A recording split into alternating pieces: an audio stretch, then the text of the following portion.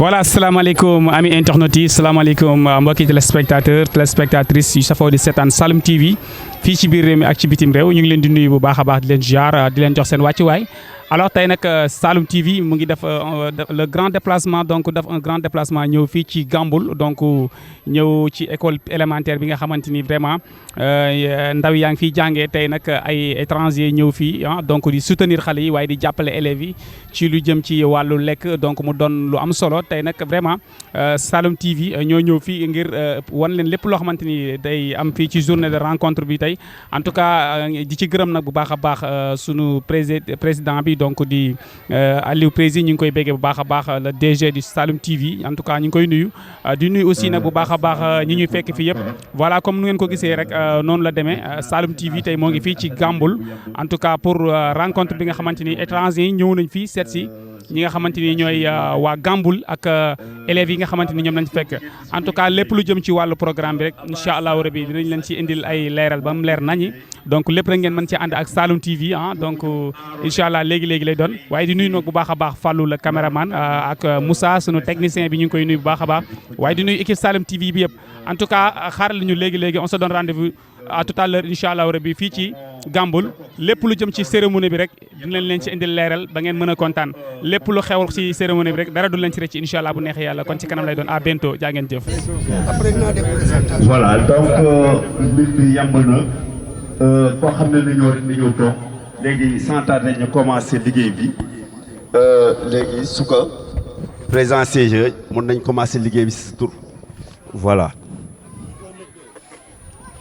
mbokk yi gannaaw bi ñu sant yàlla julliwaat ci yonent yàlla Muhammad sallallahu alayhi wa sallam nuyu mbokk yi fi teew yëpp baalu leen àq baal leen bu ko defee kon ci ndigalu imam mu ne mi ngi dalal gan ñi den wax bismillah di wax nañu jàng fatiha benn yoon jàng ñetti salaatul fatihi jàng juróom latiif tëjee ko salaatul fatihi ñaan yàlla ñu commencé ci bismillahi rahmaani rahim àggale ci alhamdulillahi rabbil alamin bismillah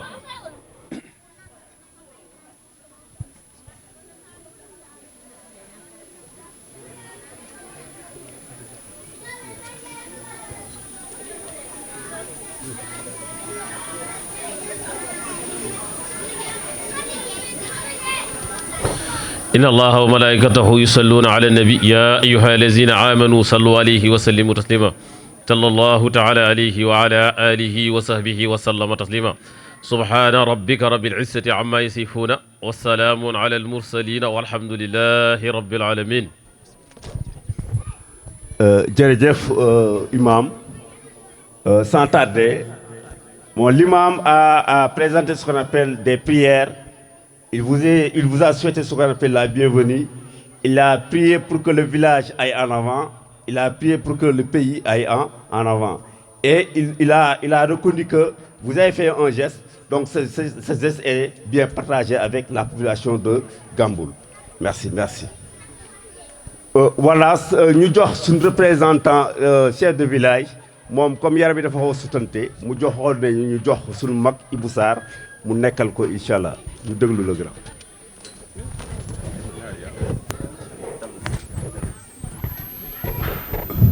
asalaamaaleykum mbooloo mi ñu ngi nuyu ñëpp di sant ñëpp. est-ce que mu ngi dem bu ñuul bi kañ waaw.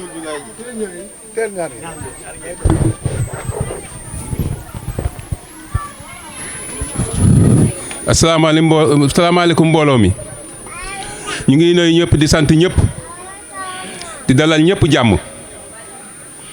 Tafa dafa baax rek parce que moom la chef de village chargé woon pour mu wax mais gannaaw xam na ne comme ni mu ko waxee man magam laa mu ne naa représenté chef de village ma kontaan ci bu baax a baax di dalal ñëpp jàmm nag ngeen dal ak jàmm ci école yi Gamboul mais bala may dugg ci détails yi dama bëggoon rappeler tuuti rek ci histoire yi école bi parce que école bi nag xam nañ ci lu bari.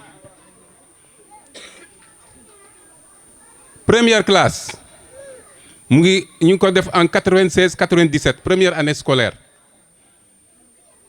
mooy salle bi ngeen gis nii non du salle bi parce que abri provisoire la woon ensuite la salle bi ñëw mais abri provisoire première si CI 96 97 boo xam ne ku ñu wax monsieur Ndiaga Diop dem si yàlla Ndiaga Diop yal na ko yàlla yërëm moom moo ko jiite woon.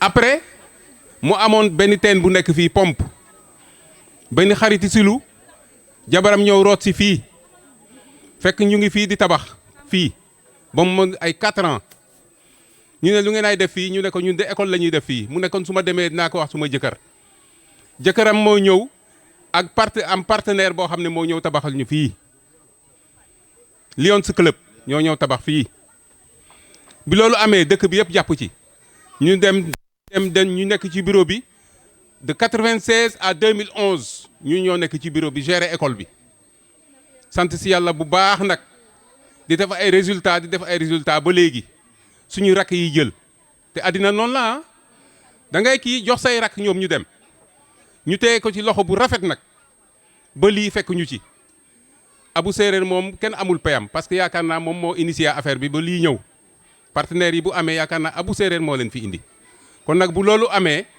ñu wane ne fi mu ne nii xale yi daal am nañ ci ñoom yaakaar bu baax a baax parce que ñu ngi indi lu bari ci dëkk bi ñu leen di ñaanal nag li ñu mën ren yal nañ ko mooy lu maanaam lu ko ëpp déwén yal na leen yàlla defal jàmm sant bu baax a baax au nom donc du chef de village comme je l'ai dit tout à l'heure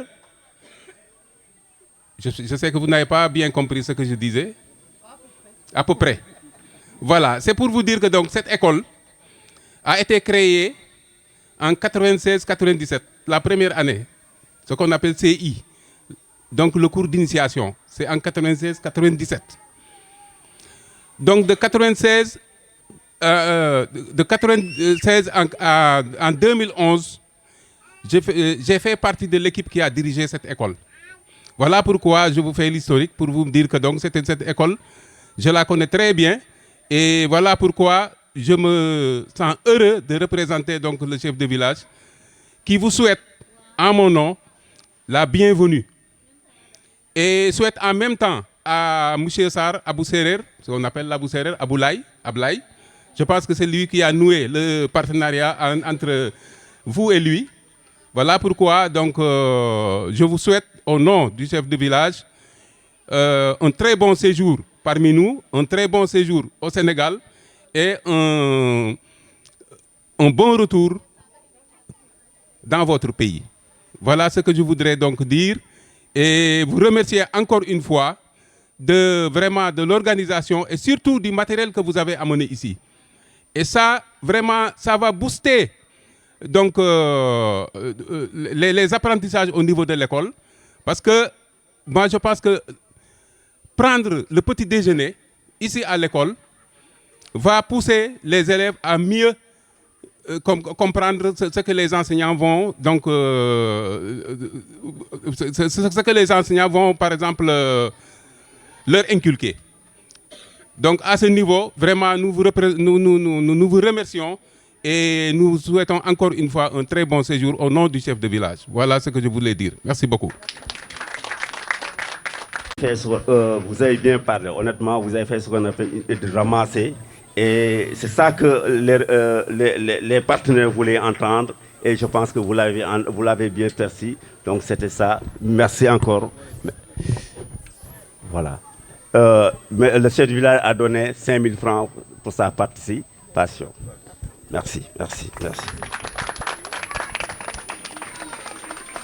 Sans plus tarder, on passe à la parole à la directrice Khadijatou Sylla. moom itam mu dalal ay ganam.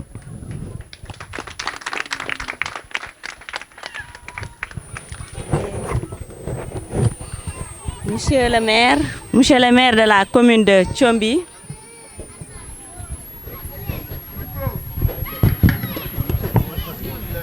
monsieur le maire de la commune de Thiomby, monsieur les représentants du chef de village, monsieur les autorités administratives ici présentes, mes collègues enseignants, directeurs et directrices, aussi on salue toute la population de Gamboul.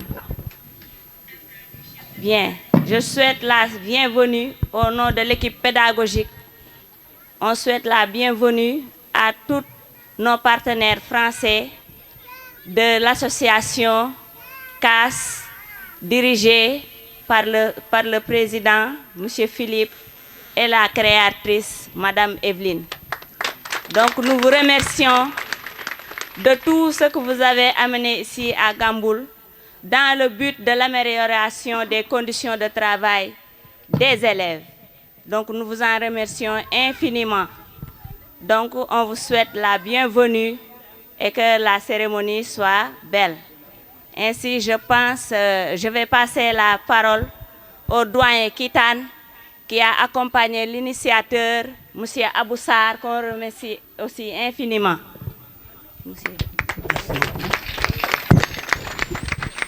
Merci, Madame la directrice. Alors, Philippe me disait tout à l'heure qu'il ne voulait pas de discours en français, mais il souhaitait que tout se fasse en Wolof. Ça ne m'empêchera pas de placer quelques mots, 2 ou 3 ou 4 au plus. Je disais donc que c'est avec un immense plaisir et une profonde gratitude que nous accueillons aujourd'hui à Gamboul l'association Keur Madiabel, c'est bien ça, hein? L'association Keur Madiabel que nous avons connue grâce à un homme qu'on a cité tout à l'heure, M. Abou. Je pense qu'en tant que digne fils de ce village, il a profité de l'occasion qu'il a eu à avoir des contacts avec vous pour vous amener jusqu'à l'école. Et c'est ce qui a été et ce qui est à l'origine de tout ce matériel que nous avons devant nous. Alors, je peux vous dire que ce n'est pas seulement un don matériel que vous faites là. Vous faites un investissement en vérité dans l'éducation de Gamboul et un pari même sur la réussite de nos enfants. Soyez-en infiniment remerciés.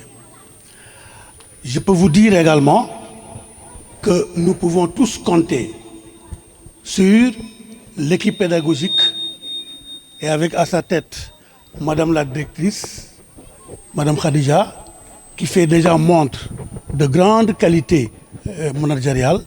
Nous pouvons donc compter sur eux, non seulement pour bien gérer la cantine, mais également pour travailler main dans la main ensemble, n'est-ce pas, pour que l'éducation à Gamboul soit véritablement une source d'espoir et de réussite pour tous.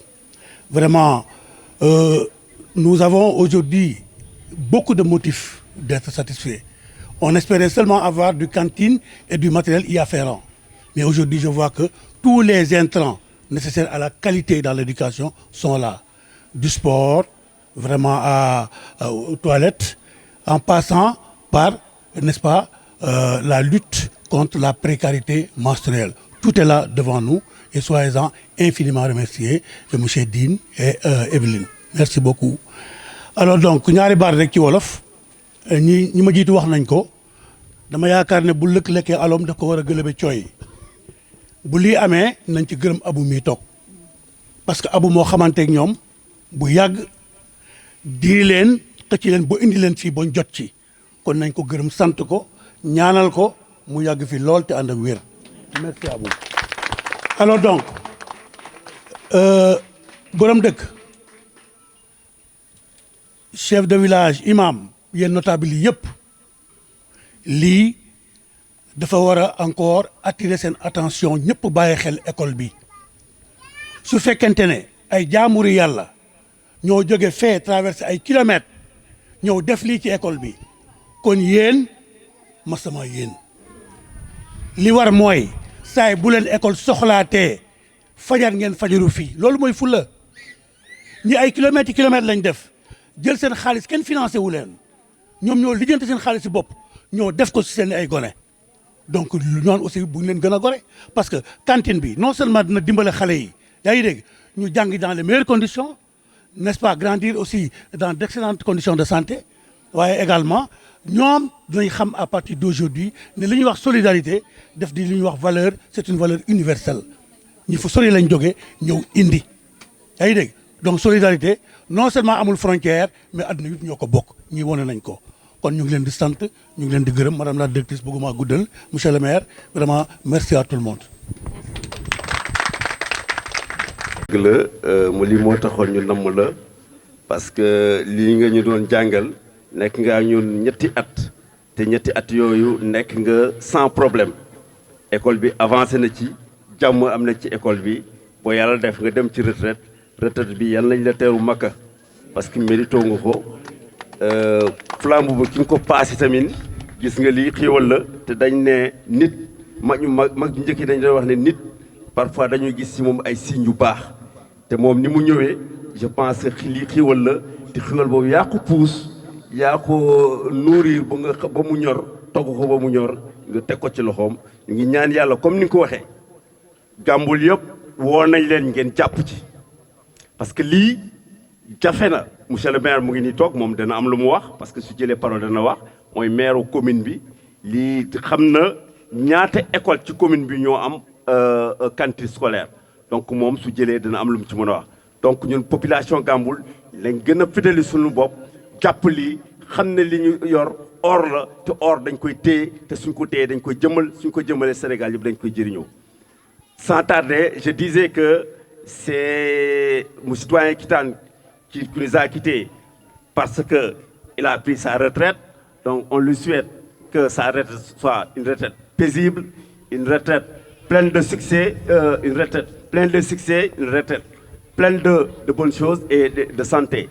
Et il a passé ce qu'on appelle le flambeau à une directrice et on a compris souvent, l'adage dit que si quelqu'un ou bien quelqu'un débarque dans un lieu, s'il est accompagné par des gestes, donc on peut dire que cette personne a ce qu'on appelle des qualités. Et on a compris que Madame la directrice est venue à Gàmbul et il y a ce qu'on appelle une cantine qui vient l'accompagner.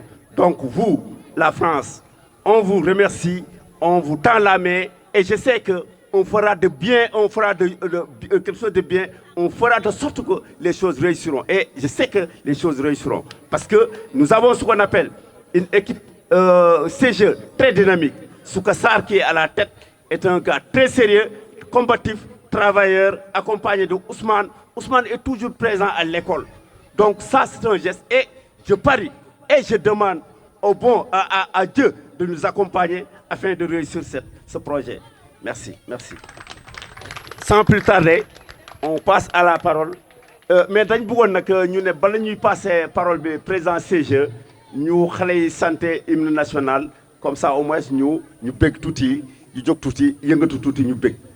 Bon les enfants, préparez-vous.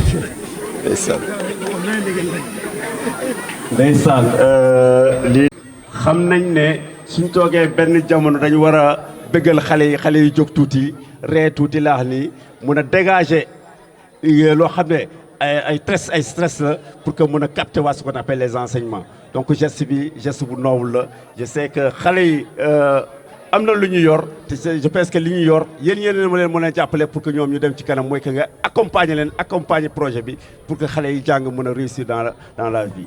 Merci, merci.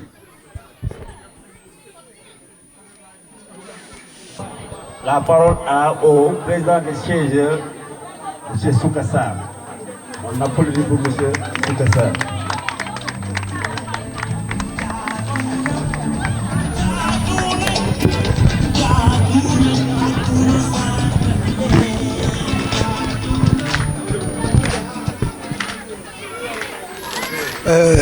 Bonjour l'assistance. Je voudrais d'abord vous saluer solennellement. Bonjour l'assistance. Je voudrais d'abord vous saluer solennellement et vous présenter nos excuses malgré la route dégradée qui vous mène jusqu'ici. De votre présence effective ici à côté de nous.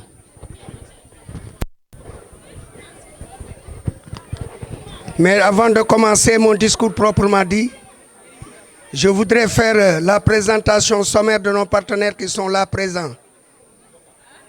Et l'association même s'est accompagnée à venir jusqu'ici. Bon, l'association s'appelle CAS, dont la créatrice de l'association s'appelle Evelyne. Debout pour qu'on puisse vous voir ensemble. La trésorière, c'est Agnès. Le grand projet, c'est la précarité menstruelle avec Asana et Kamisa Kadjatou et Françoise, l'ami de l'association. Et Philippe, le grand président de l'association. Ils ont le projet principal, une cantine pour offrir aux enfants un petit déjeuner le lundi, le mercredi et le vendredi. Et un déjeuner tous les mardis et jeudis. L'association a déjà acheté le matériel que vous voyez là. Donc la présentation physique est là et tout le monde est content. Et présent et encore ils sont prêts pour les produits alimentaires. On présente aussi Babacar Diouf qui vient de venir toujours pour vous accompagner aux enfants sur la couverture maladie universelle. Sous couvert de M. Abassar, un natif du village. Merci.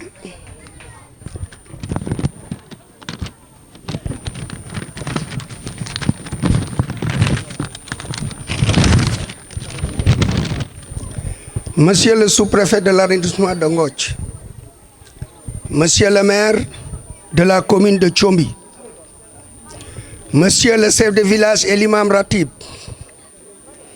Monsieur l'inspecteur de l'IF, Monsieur le conseiller pédagogique, président comité de gestion de la case de tout-petit, Monsieur le président du CODEC, Monsieur les directeurs des autres écoles ici présentes, Madame la directrice et ses enseignants de l'école, Messieurs les enseignants natifs du village, Madame la créatrice de l'association, Monsieur le président de l'association, chers élèves, Mesdames, Messieurs, honorables invités. Nous tenons prendre un moment pour exprimer notre profonde gratitude envers chacun d'entre vous. Aujourd'hui, en cette occasion spéciale, nous réalisons à quel point il est important de reconnaître et célébrer toutes les personnes qui ont contribué à rendre ce moment possible. Tout d'abord, un immense merci des personnes spécifiques et surtout nos partenaires. Sans votre dévouement, votre soutien et votre implication, rien de tout cela n'aurait été possible. Vous avez été d'une aide précieuse et c'est grâce à vous sans relâche avec notre professionnalisme et notre création. Votre création. Vous avez su preuve de patience, de résilience et de passion. C'est ce qui fait de cet événement une réussite. Au nom du village, nous vous remercions de votre soutien. Grâce à vous, nous avons pu réaliser notre projet et atteindre nos objectifs. Nous vous sommes très reconnaissants pour votre confiance sans faille aux attentes et à la valeur ajoutée à nos membres et à notre communauté. Merci infiniment d'avoir accepté d'être les parrains et marraines de nos précieux fils.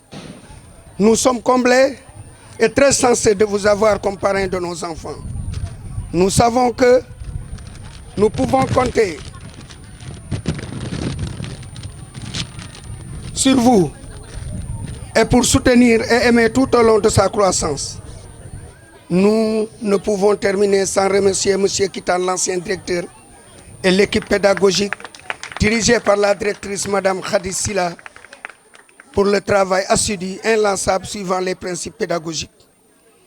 Monsieur Abou Sarr, qui avait déjà réalisé d'un achat d'empreintes et parrain de la journée d'excellence, et un jour journée d'excellence 2021-2022, pour vous montrer l'affection sur l'éducation. Et aujourd'hui, j'ai un rôle d'interface entre les partenaires, le village. Vraiment, il a été modeste, honorable et responsable. Nous remercions également la commission communication, M. Sindiaï, qui s'est investi moralement et physiquement tout le temps dans ce village. De remercier aussi M. le Président Babacar Diouf de la préparation de la couverture médicale et des organisateurs même. En conclusion, votre acte a été vraiment précieux et fait la différence. Nous vous tenons à exprimer notre sincère gratitude pour votre générosité et disponible. Merci de votre aimable attention. waaw dañ ne woon rek comme ñoom li mu leen gënal mooy ñuy def discours bi ci wolof mais mënuñ ko ñàkk a def ci tubaab tuuti parce que benn média ngi fii te wax dëgg ak yàlla li ngay def mooy li nga xam ne loolu ngeen bokk ak réew mi. ñu woon leen rek ne leen partenaire comme ni ma leen njëkkoon defee présentation bi gis ngeen leen ñëpp la présenté naa leen ku ci nekk rôle bi nga xam ne moom la joué wax naa leen ko waaye nee nañ ñoom dañu am sentiment de contentement ak óolu ki nga xam ne moo abu ànd ak ñoom ñëw fii pour wax dëgg ak yàlla defal ñu li nga xam ne moom la parent d'élève war a defal élève am kon loolu benn acte noble la acte boo xam ne wax dëgg ak yàlla moom lañ leen doon wax ci suba ne ñëw leen ne bu ñu ootee à l'école ñëw leen parce que c'est les enfants sont les grands de demain waaw parce que les grands sont les grands de demain kon ñu ngi leen di gërëm di leen di sant comme Philippe li mu waxoon ñu ngi wax ci wolof ne ñu ngi leen di gërëm ñu ngi leen di sant waaw di ñaan yàlla rek yàlla dimbale ñu waaw gis ngeen ko lii jarul présentation parce que ku ci nekk boo yegsee rek da nga ko gis te am nañ yeneen mébét yoo xam ne wax dëgg ak yàlla pare nañ pour def ko ak ñun comme pare nañ pour def ko ak ñun nag te ay partenaires lañ abu indi leen fii ñu mënoon a dem ci yeneen dëkk yàlla dimbale ko ci convaincre leen mu indi leen fii kon wax dëgg ak yàlla ñun itamit dafa am benn mot bu importance bu ñu war a jouer di leen répondre ci heure buñ ñu soxla heure buñ ñu wax ñu mun a jege def lii parce que lii wax dëgg ak yàlla xam nga ne investissement bi kenn mësu ko gis wax dëgg première fois nga génne lii kon boo fi ñëwaatee dina gën a daw xaw a ñuy ñaan yàlla rek xale yi nga xam ne ñoo fi nekk ñu defal leen ko aussi ñoom nee na ñoom li ñuy gis ci xale mooy xale biy dem école dafa am nu mu mënti demee école am na lu ay yaayamin di def waaye tamit am na loo xam ne loolu ci welu yàlla la ba ñu boole waa ci l'hygiène menstruelle est un droit mu nga na léegi seen kanam ngeen gis ko ñoom daal ñu ngi fi pour mettre fin à la précarité menstruelle loolu daal mooy li nga xam ne moom laa mënoon a wax ci wolof asalaamaaleykum wa rahmatullah taala wa barakaatu. merci président wax ci rafet na ramassé ni nga ko waxee rafet na noonu lañ ko bëggoon déggee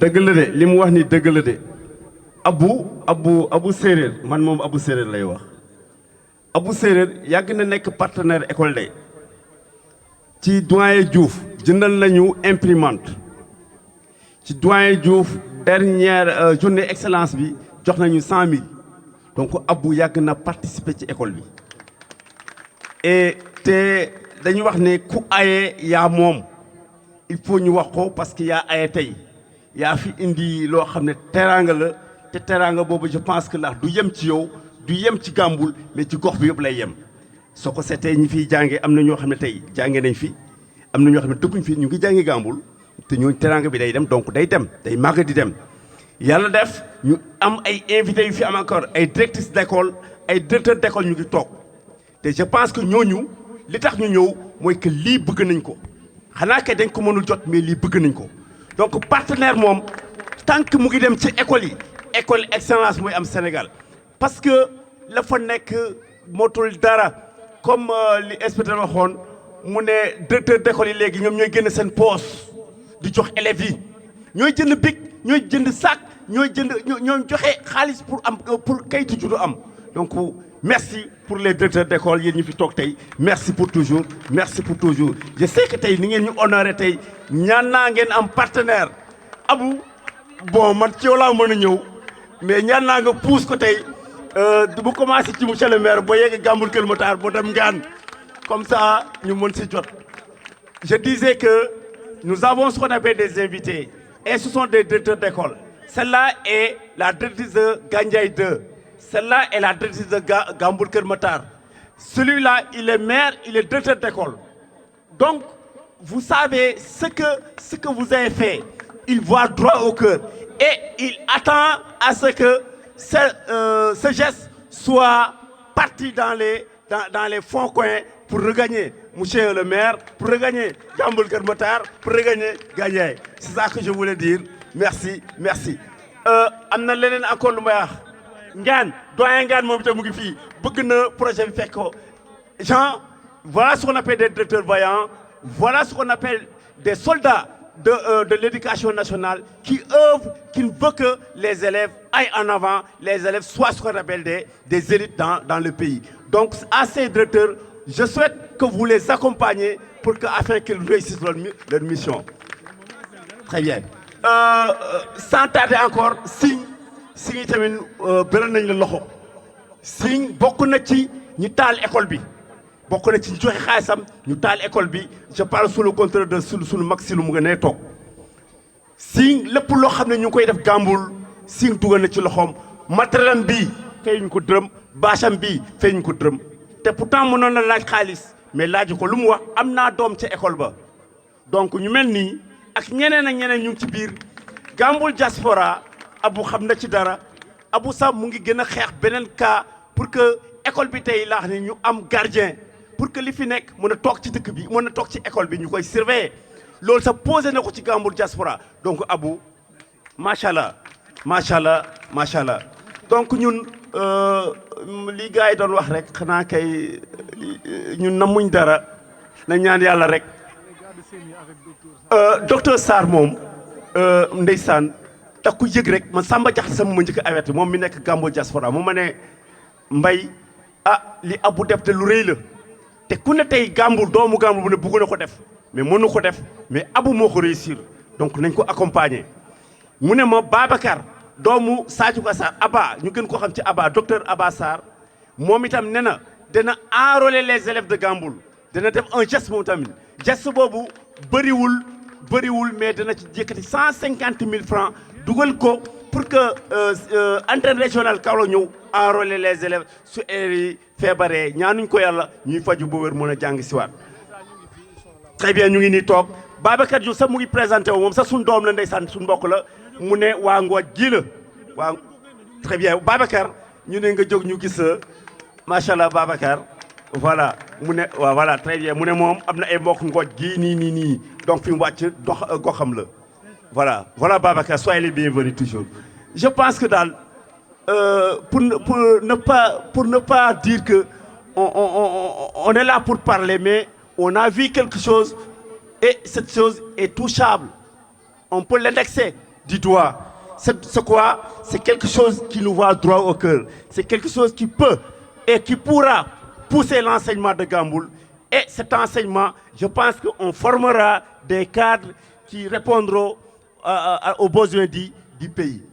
waa semi bi vraiment ñu ngi leen di remercier bu baax a baax di féliciter suñu directrice di féliciter bu baax itam directeur sortant bi parce que lépp nag moom la waaw mais da ngay togg ba mu ñor yàlla def na nag moom moo waroon yëkk donc ñu ngi leen di féliciter bu baax a baax. maa ngi jël parole parce que man may adjointe CODEC di Mbaye Sarr di nuyu ñëpp di ziar ñëpp. amoon tuuti kàddu yu ma siy sant rek muy mesdames messieurs chers partenaires en tant que directrice de l'école élémentaire Gamboul Kër Matar et en tant que aussi l'adjointe du CODEC c'est-à-dire le collectif des directeurs du département je tiens aujourd'hui à vous exprimer toute ma gratitude voir la cantine scolaire installée à Gamboul Thiongou. Et pour une immense joie, je portais bien que vous offrez l'espoir de la dignité et une chance supplémentaire à nos enfants. Votre geste touche profondément nos cœurs. Il prouve que malgré la distance, Vous pensez à nos élèves et vous croyez à leur avenir. Permettez-moi, avec beaucoup d'émotion, de formuler une humble demande. Nos enfants de Gamboul Keur Matar vivent les mêmes difficultés, les mêmes besoins, les mêmes rêves. Eux aussi espérons un lieu où manger chaud, un endroit qui leur donnera la force de continuer à apprendre. Nous souhaitons de tout cœur bénéficier nous aussi d'une cantine scolaire. Votre soutien changera leur quotidien et éclairerait leur avenir. Merci du fond du cœur. Merci pour tous les directeurs qui sont présents. Je vous en remercie. Merci beaucoup.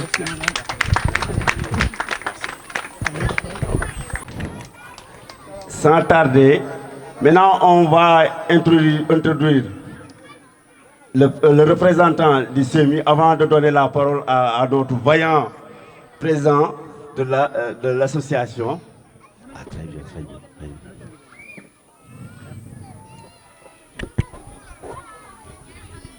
Monsieur le maire, waxtaan bi yàgg na mais je pense que am na solo jërëjëf monsieur le maire. Salaamaaleykum maa ngi nuyu mbooloo mi yëpp du nuyu samay mbokk suma xam naa ne bâche bi ñàkkul am na ñu ma ci xamee mbaa su ma waxee suñu waa kër nañ ma xam man rakk Kumba Lawbe Diouf la yaayu Ngebel Jéy donc Gamboul bii fanaan naa fi yendu naa fi Aziz Sarr ñoo bokkoon classe ñoom Pape Song de Sarr ñoom ñëpp samay mbokk lañ Aba sama Sadio Ka suñu mag la Aba sama jarbaat la donc man waa fii la kii borom lunette yi xam na ma xam naa donc man fii laa yaroo donc plaisir la ci man ma dellu siwaat fii yàlla def ñu indi ñu fii ci loo xam ne dafa am importance du ma def discours nag parce que discours taxuma jóg li may def rek mooy remercier ñi am xalaat bii commencé ko par partenaires yi nga xam ne ñooñu jox opportunité ñu mën ko def merci monsieur le partenaire et nous vous souhaitons la bienvenue à Gamboul et remercier rendre un vibrant hommage facilitateur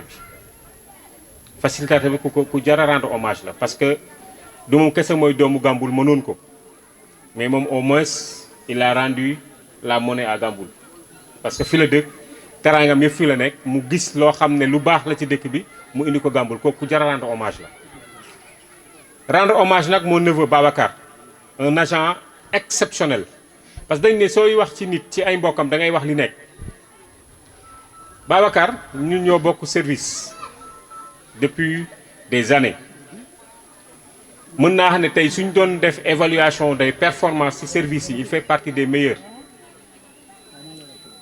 dans sa personnalité dans son humanité mais aussi dans sa loyauté tey su ma toogoon fii di wax ci Baba dañ naan li ma doon bokkam moo tax ma koy wax mais xam naa ne man ak samay moromu collègues yi koo ci tudd Babacar Thiam mu jox ko respect ndax nitewem bu mu yégee lii barki démb la ma woo ne ma tonton man ka mu ne ma demal ma Gamboul yaa ko waroon def mënoon nga ko def su ma la waxoon nga def ko nga def ko mais def la bett donc demal ma foofu ma yónnee la xaalis nga il m'avait même demandé ma bañ a wax ci turam naa ne man maa ko def nga xool la personnalité ak l'humanité nit kooku mu yónnee ma xaalis bi ma dugal ko ci compte bi pour ñu ñëw jël xale yi objectif bi nag mooy xale yi tey ñun fii lañ jaar ñun fii lañ jàngee Gandiaye lañ jàngee Ngooc lañ jàngee te daawoon nañ dox donc xam nañ lan mooy situation précarité bi nekk ci dëkk bi ñu ci bëri da ngay gis xale yi boo xam ne dafay abandonné école parce que dafa feebar te mënu faju parce que ay parents seen loxo jotul seen ginnaaw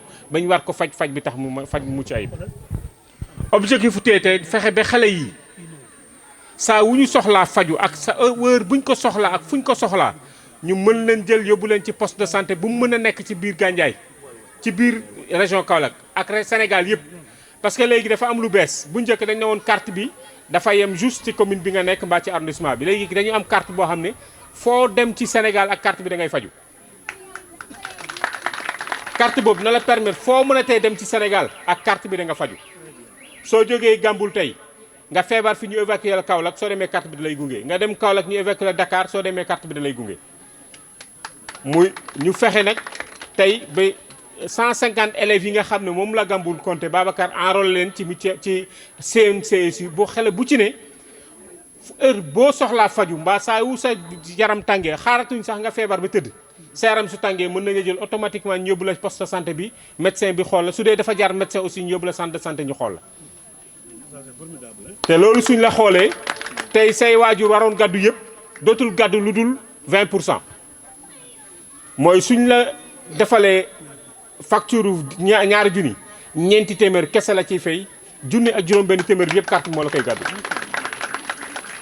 su dee ay xale bu gaañu ñu war ko defal ay chirurgie mineure du ci fay dërëm lépp dañ koy yaddu su demee ñu bindal ko garab mu nekk garab yoo xam ne daf ko waroon dem jënd ci pharmacie bi parce que su dee garab yu am ci biir poste bi niñ ko koy jëlale ñin koy jëlale xaaj yi noonu lañ ko koy jëlale ci garab yi su dee nag dañ ko bindal garab mu war a dem ci pharmacie privée bi ñu war ko jënd su ko naree jënd ñaari junni la ñuy jënd junni bi carte bi moo la koy gàddu donc vraiment te mu nekk at te loolu ñaari téeméer rek nga koy tegal at mi yëpp ba at mi dellu siwaat ci ñaari téeméer lañ koy defal loolu moo tax ma ànd ak samay agent pour tey balaa ñuy dem ñu ànd ak directrice ak waa CGE ñu fexe ba xale yëpp ñu enrôlé leen ba nga xam ne fii ak weer incha allah ñoom ñëpp danañ jot seen carte ñu mën a commencé faj bu mucc ayib donc début 2026 incha allah début 2026 xale yi mën nañ commencé ku ci amati feebar ak lu mu mën a doon ñu yóbbu la poste santé nga faju ñu bañ la sàggane loolu moo nekkoon objectif bi may ñaaxale mag ñi aussi parce que du xale yi rek ñoo ko soxla borom kër yi soxla nañ ko jigéen ñi soxla nañ ko góor ñi soxla nañ ko ku ci am juróom-ñaari téeméer demal nga cotiser soo ma wooyee mbaa nga woo kenn naa la boole ku ñëw ba sa kër nga cotiser mu enrôlé la ak sa njaboot ku ci ne juróom-ñaari téeméer nga koy tegal at mi yëpp waxtu biñ ko teg ba waxtu boobu dellu siwaat déwén saa woo soxlaa faju ak poste boo soxlaa faju Sénégal soo demee ñu faj la ak carte loolu daal moo nekkoon message bi may mujjee ngërëm bon je pourrais juste expliquer un tout petit peu en français ce que je suis en train de dire par rapport à la couverture sanitaire universelle. Je pense que vous connaissez bien parce qu'il y en a la caisse de sécurité sociale en France dont j'ai visité et qui fait un excellent travail même pour les immigrés qui sont en France. Et ici au Sénégal, on a le programme de la couverture sanitaire universelle qui est mis en œuvre par une agence, l'Agence nationale de la couverture sanitaire universelle, dont je suis le régional de Kaolack. Je suis le directeur régional de la CNCSU à Kaolack. Et l'objectif aujourd'hui de notre venue, c'est de permettre à ces élèves, ces enfants, d'être enrôlés dans le système pour qu'ils puissent avoir une couverture sanitaire universelle. Et cette couverture-là est possible grâce à un collègue qui est un fils du terroir, qui a débloqué 150 000 pour prendre en charge l'affiliation des enfants, qui est à hauteur de 1 000 francs par enfant, et qui les permet d'être pris en charge durant tout, et suivant aussi la pyramide sanitaire. Et dès que l'enfant a besoin d'une prise en charge, on peut le déplacer et l'amener au poste de santé ou au centre de santé pour consultation et tout ça. Et c'est pris à hauteur de 80% des prestations offertes. Si c'est au niveau des pharmacies privées, c'est à 50% dont la prise en charge est effective. Donc, je tenais juste à vous remercier. On vivra hommage au facilitateur qui vous a permis d'être là aujourd'hui, mais aussi rendre hommage aux mécènes, au parrain, Babacar Sarr, qui a pu débloquer de ses sous pour pouvoir permettre à ses enfants d'être en charge. Remercier et encourager la directrice, on a échangé au téléphone, et encourager aussi les autres directrices parce que nous, on a un programme de la couverture santé universelle pour les élèves et on veut faire le tour de toutes les écoles de la région. On attend juste l'aval de la directrice ou du CGC pour qu'on puisse les accompagner, faire la communication au niveau de l'école et les accompagner dans l'enrôlement des élèves. Maintenant, si on a même la possibilité de mettre en rapport avec des mécènes ou des parents qui pourraient les accompagner, on est dans les dispositions de le faire. Donc, on est là, on est disponible. Fii lu ma fi def rek sama bopp laa ko defal donc su ngeen soxlaa pour ñu ñëw jàppale leen bu ci kenn am looy kii mais nañu fexe ñun ñëpp ñu ñëw suñu ñëwee incha allah liñ ci mën a def dinañ ci def waaye danaa joxe sama numéro 77 942 40 14 77 942 40 14 am naa sama chéri bu ñu nangu fii Fat Sarr doomu Issa Dieye waaw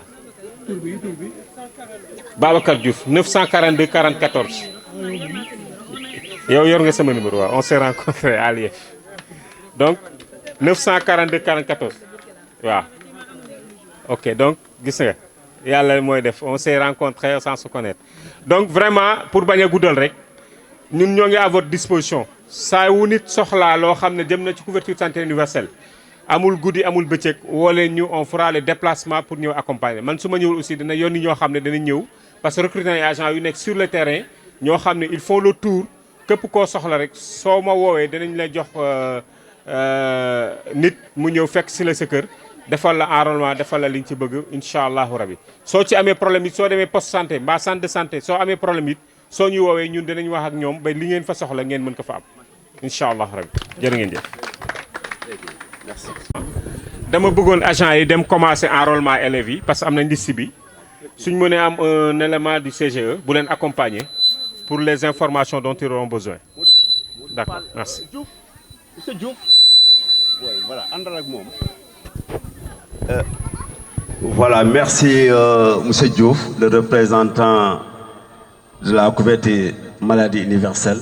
Li nga fi wax rafet na te nit noonu rek la mën a mel mooy que soo nekkee ci gox boo yàlla may la teraanga boobu soo ko indiwaatee sa gox loolu yokkute la.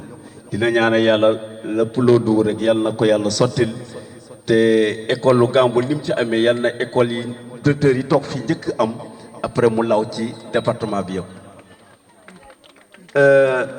Mamadou Diop moom ndeysaan sunu grand bu baax la mooy président ISEC man je pense que ni ma ko mën a waxee mooy doomu Gambul bu amoon problème mu njàng moom ci école moom ngay dem.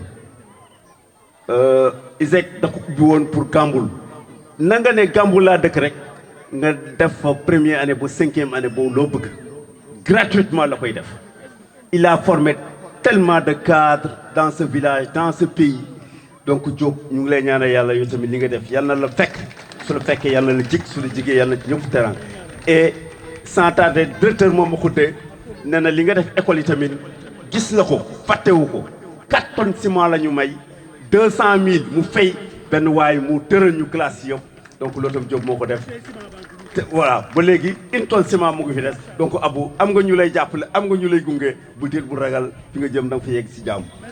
très bien sans tarder ñu duggal président Philippe.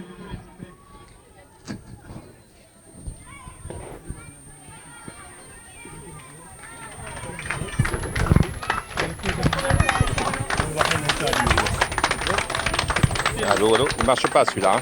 Allô, c'est pas il marche pas celui-là. Ça marche pas. Non, c'est celui-là. Très bien. Oui, celui-là il marche. Bon. Alors, amis sénégalaises et amis sénégalais, bonjour. Bonjour les enfants. Alors, je vais surtout vous parler de ce qu'on a fait pendant quelques jours. Alors, on était venu, effectivement, pour une cantine. Voilà, moom lu mu wax rek man mën naa ko jottali ci wolof mu ne ñoom dañ fi jaaroon juste pour indi ñu cantine Gamboul. Donc, on est venu avec des euros et on a acheté tout ce qui est ici vient de Kaolack. Donc on a fait travailler un peu l'économie du Sénégal. C'est normal. Et on était venu pour une cantine et on était venu aussi pour parler de précarité menstruelle. Et ça, c'est surtout Hassana et nos 2 petites camarades qui sont là, qui se sont occupés de rencontrer les jeunes filles qui sont concernées par le sujet. Donc on parle aussi aux mamans qui sont là. C'est un sujet important. N'hésitez pas à en parler avec vos filles, c'est un sujet très important. Alors au niveau cantine, eh bien, écoutez, vous avez tout sur la table, tout ce qui va être nécessaire pour permettre, comme l'a dit tout à l'heure un des intervenants de donner un petit déjeuner ou un déjeuner, ça dépend des jours. Donc on a acheté ce qu'on appelle le stock de matière qui va permettre de faire la nourriture et on fournira le budget qui permettra de faire l'alimentation. Donc tous les mois, nous adresserons un petit budget qui permettra, sous la responsabilité de Madame la directrice, parce que dans quelques jours, nous on va être partis. Et pour que ce projet continue, c'est d'abord Madame la directrice et l'équipe pédagogique, et éventuellement l'ensemble des personnes qui sont intervenues, qui vont prendre le relais. Alors pas sous forme de discours comme on fait aujourd'hui, parce que le discours, on l'a fait aujourd'hui. Ce qu'il va falloir faire après, c'est l'action. C'est surtout l'action qui va donner à manger aux enfants, c'est pas les discours. Et puis en venant ici, on s'est aperçu qu'il y avait des choses qui manquaient. On s'est aperçu que les jeunes filles n'avaient pas de toilettes. Donc on a pris sur notre budget pour installer des toilettes là-bas, pour que les garçons et les jeunes filles aient des toilettes. Donc on a utilisé des artisans locaux qui en une journée, vous voyez, ils ont creusé une tranchée pour faire venir l'eau jusqu'aux toilettes. Alors, il y a plein de choses qui ont été prévues en plus de l'alimentation et de la partie précarité. En discutant avec les enseignants, ils m'ont dit, bah oui, on n'a pas de ballon, on n'a pas de... Et ben voilà, on a acheté quelques ballons, quelques maillots, parce que l'enseignement, c'est pas simplement apprendre à lire, à compter et à écrire, c'est aussi faire du sport. Parce que la tête, elle se travaille aussi avec les jambes et avec le sport. On s'est rendu compte aussi que il y avait des petites choses qui pouvaient être utiles, donc on a acheté des ampoules, on en a parlé avec Madame la directrice. C'est tout bête, si la classe n'a pas de lumière, c'est difficile d'enseigner. On s'est aussi occupé de la sécurité. On pense qu'il est nécessaire de fermer l'école le soir, et il est nécessaire aussi de fermer la salle où tous les matériels ont été achetés. C'est de la sécurité. Grâce aux enfants, si vous regardez bien autour de vous, il n'y a plus de plastique dans la cour. Et vous regardez bien, la cour, elle est toute propre. C'est les enfants qui, en une demi-heure, sous forme de jeu avec Asana et Françoise, ils ont nettoyé la cour en une demi-heure. C'est pour ça que vous voyez qu'il y a des petites poubelles noires. Et je crois qu'il faut, vous les parents, que vous leur rappelez. En Europe, on a beaucoup de difficultés avec ça, en France aussi. Donc il faut que le Sénégal s'en préoccupe maintenant. Les plastiques, c'est pas bon pour l'école, c'est pas bon pour la santé. Donc plutôt que de jeter par terre, mais c'est un réflexe, c'est difficile, même moi aussi, des fois je jette. C'est d'essayer d'utiliser des poubelles. Et au moins que l'école, on va pas nettoyer tout le Sénégal, hein. Ça va être compliqué. Mais si au moins on peut faire en sorte que sur ces territoires de l'école, on ait un minimum d'hygiène, hein, parce qu'il y a l'éducation, le sport, l'hygiène, tout ça, ça va ensemble, hein. Les toilettes propres, l'alimentation, le sport, tout ça, c'est un tout. Et si on a essayé d'apporter une petite contribution, mais attention, dans 4 jours, nous, on n'est plus là. Donc c'est l'équipe pédagogique, c'est les parents, avec la probabilité des règles des jeunes filles, de la précarité menstruelle, c'est vous qui allez vous en occuper. C'est pas à Paris que nous, on va s'en occuper. D'accord ? Donc si la cour, elle reste propre, c'est parce que Madame la directrice et les enseignants feront qu'elle restera propre. Voilà, je vais passer la parole à Evelyne, qui est la créatrice de l'association. Ça me paraît important qu'elle vous dise quelques mots, et je vais la laisser parler.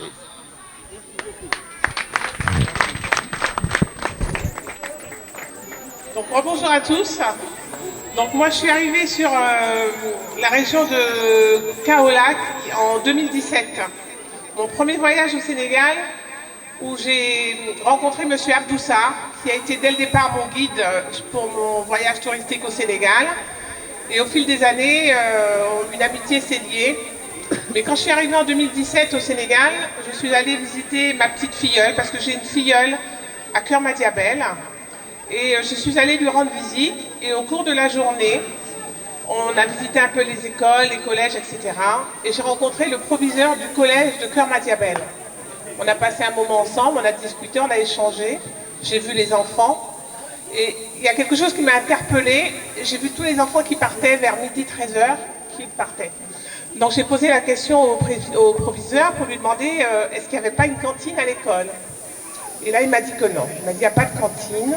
Les enfants, ils rentrent très loin dans les villages pour aller déjeuner, revenir l'après-midi par 35 degrés, et que c'était compliqué pour eux. Et donc moi, je me suis mené la réflexion, je me suis dit comment je pourrais aider ces enfants.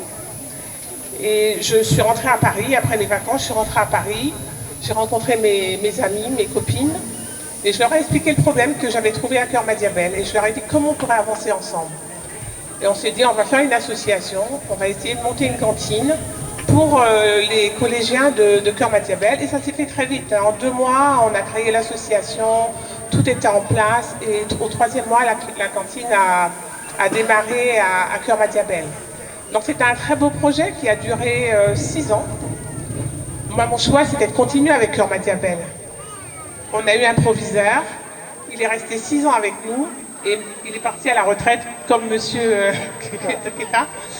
Et donc on a eu un nouveau proviseur, mais qui n'a pas voulu collaborer avec nous. Et c'est la raison pour laquelle j'ai décidé d'arrêter avec Cœur Madiabel. Et en voyant ça, je voulais quand même continuer cette activité, cette action pour les enfants. Et donc j'ai vu avec mon guide, Abdoussar, je lui ai dit écoute, on a un souci à Cœur Madiabel, il va falloir qu'on arrête, mais on ne va pas quitter le Sénégal, on va essayer de se tourner vers une autre école. Et lui, il m'a proposé de venir sur l'école primaire de Gambourg. Et c'est comme ça que le projet a commencé il y a quelques mois. On l'a démarré avec M. Kita, c'est lui qui était l'instigateur du projet avec nous. Et bon, les choses ont fait qu'il part à la retraite, donc Madame la directrice va prendre le relais.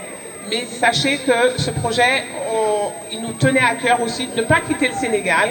Donc on a préféré, M. Abdoussar, il est de la région, du village. Ben, pourquoi ne pas continuer ici?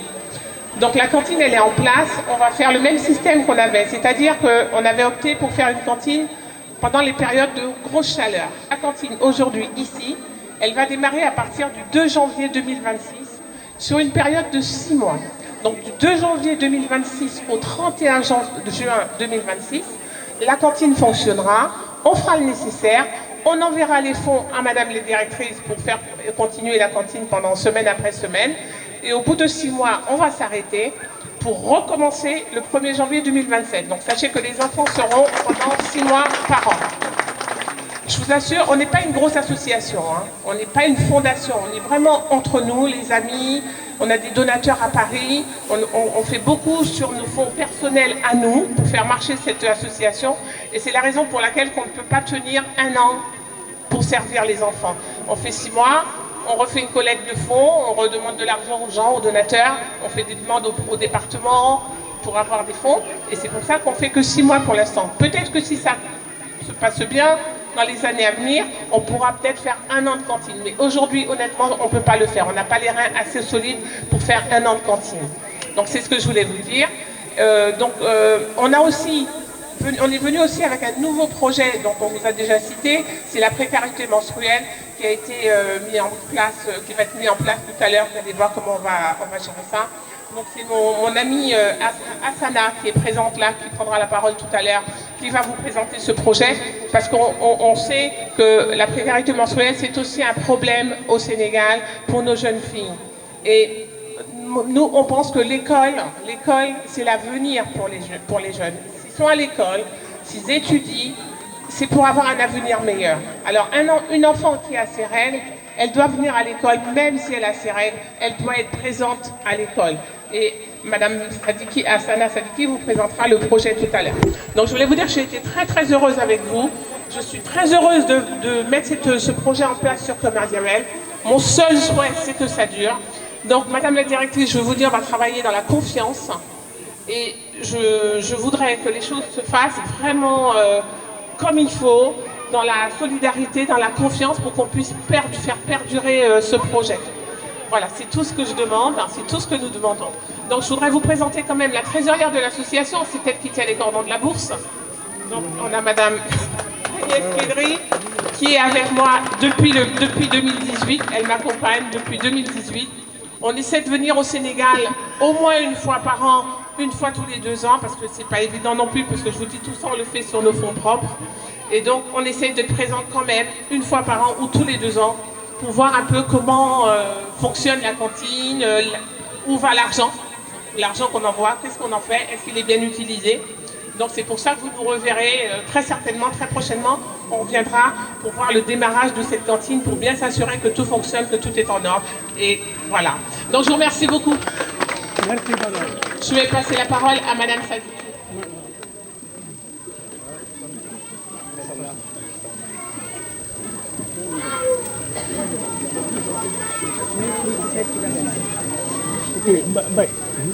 Bonjour à tous. Salam alaikum.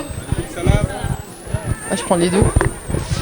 Je suis très ravie et très honorée d'être parmi vous aujourd'hui. Alors moi, je vais aborder un sujet qui n'est pas forcément évident, qui est un peu tabou ici dans nos pays. Moi, je suis marocaine et je sais pourquoi je vous dis que c'est tabou, parce que nous aussi, enfin, dans ma culture, c'est tabou. Mais je pense que c'est important qu'on puisse en parler parce que c'est un frein pour l'éducation de nos filles. Voilà, il faut le savoir. Et moi, en tant que femme, j'ai eu la chance d'avoir des parents qui m'ont permis d'aller à l'école. Et je tiens à ce que toutes les filles elles puissent aussi aller à l'école et avoir leur chance de s'épanouir et de trouver un travail et de contribuer aussi à la vie de leur foyer et de leurs enfants. Alors moi, pour ce sujet de la précarité menstruelle, donc j'en ai parlé à Evelyne et Philippe. Et je leur ai dit que ce serait important qu'on puisse avoir l'occasion d'en parler. Donc on a rencontré avec Kamissa et Kadiatou, qui veulent pas venir à mes côtés, 17 jeunes filles à qui on a parlé des règles et de la façon de se protéger. Voilà. Et on a avec nous un partenaire sur cette action qui nous permet aujourd'hui d'offrir un kit pour nos jeunes filles. Voilà. Et je l'invite à venir à mes côtés pour vous parler aussi de la précarité menstruelle. C'est un homme, voilà, parce que c'est aussi important que les hommes ils aient en tête que, voilà, ils sont papas, donc ils ont des filles, voilà, qui peuvent être confrontées à ce problème. Et c'est important que chacun prenne sa part de responsabilité dans l'accompagnement aux filles. Donc on a rencontré 17 filles. Et on remercie les mamans qui nous ont autorisés à parler de ça avec leurs filles.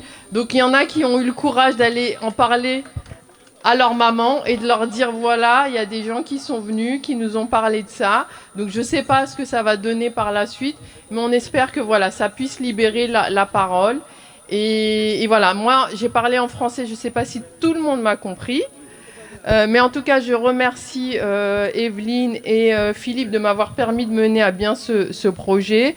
Kamissa et Kadiatou de m'avoir accompagné auprès des jeunes filles. Et Maudit, voilà, qui nous permet de pouvoir offrir des serviettes hygiéniques lavables. Parce que nous, on a souhaité aller sur cette solution pour préserver l'environnement. Voilà. Et permettre de contribuer à ce que la nature aussi soit protégée elle-même. Donc je vais lui donner la parole, il va vous parler peut-être en Wolof pour vous expliquer un peu mieux parce que je ne sais pas si tout le monde m'a compris. Merci à tous. Assalamu alaikum. Ça man Mody Thiam laa tudd. Bienvenue. Ah d'accord. Il y a beaucoup de sarènes ici quoi, c'est ça le problème. Voilà. Bon man il y a beaucoup de sarènes à Gamboul quoi, c'est ça. amatul laqatu fi mu toll nii taxawal rek ñu gis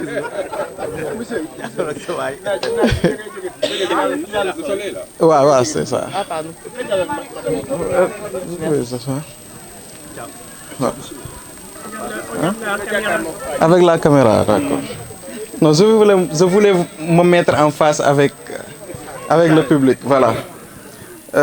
Dañuy wax ci benn sujet bu sensible hein, parce que ñun dañ ko rendre sensible fii Sénégal mooy précarité menstruelle xam ngeen luy lool xam ngeen ko ah non précarité menstruelle laa wax gis mbaax rek moom mooy règle ah règle waaw menstruation waaw mais précarité menstruelle précarité koo wax rek wax na problème précarité menstruelle bëri na maanaam bëri na ay fànn bokk na ci ñun dañuy jox suñu doomi jigéen ñi lekk naan yére dàll mais dañuy fàtte lu essentiel moom mooy chaque weer dina am luy génn ci ñoom te lépp fu muy jigéen yàlla moo ko préparé à ce que chaque weer yaramam day xaar ëmb bu jotul ëmb boobu noonu rek day génne li nga xam ne moom moo doon préparé ëmb boobu noonu dina garaaw nag parce que góor a koy wax waaw mais c'est normal que ñun en tant que ay góor ñu mën a xam loolu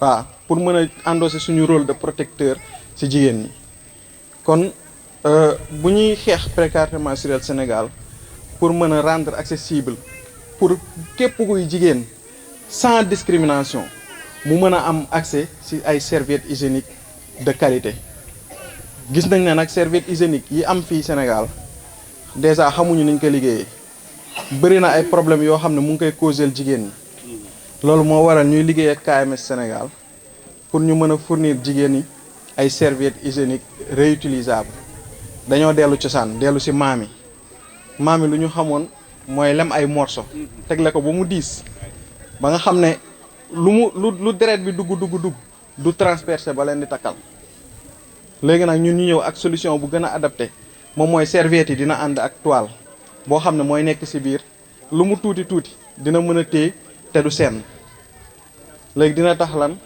ku jigéen ki coton lay utiliser ba pare du ko àndil benn gàllankoor ci problème santé heure bu paree nag day fóotaat ba mu jekk ak saabu ordinaire kon yomb na soo paree weer ci ligne bi naaj bi wowal ko ba mu wow koŋ boo paree nga lem ba mu jekk dencaat heure bu weer bi jotee rek heure bu sa weer ñëwaatee rek nga utiliser waat waaw ñun nag loolu moom moo ñu fi andi ma jugee Pikine Dakar ba fii nii tey mooy sama deuxième fois te di kontaan encore bu baax a baax ci teewlu bi di leen ñaan rek waaw man surtout góor ñi nag laay waxal waaw ñun góor ñi ñun ñoo mën a jàppale jigéen ñi te pour ñu jàppale jigéen ñi tamit il faut que ñu nekk seen côté Hassana loolu la doon en gros loolu la doon expliquer ànd seeg ñaari xale yu jigéen yee ñu waxtaan ak 17 xale yu jigéen su ma juumul moom mooy fukk ak juróom-ñaar waxtaan ak ñoom ci naka la ñuy mën a protéger woo à chaque fois ñu gis seen règle ak naka la ñuy mën a toppatoowee seen bopp ba set waaw ñu ngi leen di jaajëfal encore bu baax a baax kontaan naa merci beaucoup. La cantine aujourd'hui ici, elle va démarrer à partir du 2 janvier 2026 sur une période de 6 mois. Donc du 2 janvier 2026 au 31 juin 2026, la cantine fonctionnera, on fera le nécessaire, on enverra les fonds à Madame les directrices pour faire continuer la cantine pendant semaine après semaine. Et au bout de 6 mois, on va s'arrêter pour recommencer le 1er janvier 2027. Donc sachez que les enfants seront pendant 6 mois par an. Je vous assure, on n'est pas une grosse association, hein. On n'est pas une fondation, on est vraiment entre nous, les amis. On a des donateurs à Paris, on fait beaucoup sur nos fonds personnels à nous pour faire marcher cette association. Et c'est la raison pour laquelle on ne peut pas tenir 1 an pour servir les enfants. On fait 6 mois, on refait une collecte de fonds, on redemande de l'argent aux gens, aux donateurs, on fait des demandes au département pour avoir des fonds. Et c'est pour ça qu'on fait que 6 mois pour l'instant. Peut-être que si ça se passe bien, dans les années à venir, on pourra peut-être faire 1 an de cantine. Mais aujourd'hui, honnêtement, on ne peut pas le faire. On n'a pas les reins assez solides pour faire 1 an de cantine. Donc c'est ce que je voulais vous dire. On est venu aussi avec un nouveau projet, donc on vous a déjà cité, c'est la précarité menstruelle qui a été mis en place, qui va être mis en place tout à l'heure. Vous allez voir comment on va gérer ça. Donc c'est mon amie Hassana qui est présente là, qui prendra la parole tout à l'heure, qui va vous présenter ce projet, parce qu'on sait que la précarité menstruelle, c'est aussi un problème au Sénégal pour nos jeunes filles. Et nous, on pense que l'école, c'est l'avenir pour les jeunes. S'ils sont à l'école, s'ils étudient, c'est pour avoir un avenir meilleur. Alors une enfant qui a ses règles, elle doit venir à l'école, même si elle a ses règles, elle doit être présente à l'école. Et Madame Hassana Sadiki vous présentera le projet tout à l'heure. Donc je voulais vous dire que j'ai été très très heureuse avec vous. Je suis très heureuse de mettre ce projet en place sur Commercial. Mon seul souhait, c'est que ça dure. Donc Madame la directrice, je veux vous dire, on va travailler dans la confiance. Et je voudrais que les choses se fassent vraiment comme il faut, dans la solidarité, dans la confiance, pour qu'on puisse faire perdurer ce projet. Voilà, c'est tout ce que je demande, c'est tout ce que nous demandons. Donc je voudrais vous présenter quand même la trésorière de l'association, c'est elle qui tient les cordons de la bourse. Donc on a Madame Agnès Kédry qui est avec moi depuis 2018, elle m'accompagne depuis 2018. On essaie de venir au Sénégal au moins une fois par an, une fois tous les 2 ans, parce que c'est pas évident non plus, parce que je vous dis tout ça, on le fait sur nos fonds propres. Et donc, on essaie d'être présent quand même une fois par an ou tous les 2 ans pour voir un peu comment fonctionne la cantine, où va l'argent qu'on envoie, qu'est-ce qu'on en fait, est-ce qu'il est bien utilisé. Donc c'est pour ça que vous nous reverrez très certainement, très prochainement. On reviendra pour voir le démarrage de cette cantine pour bien s'assurer que tout fonctionne, que tout est en ordre. Et voilà. Donc je vous remercie beaucoup. Merci, madame. Je vais passer la parole à Madame Sadiki.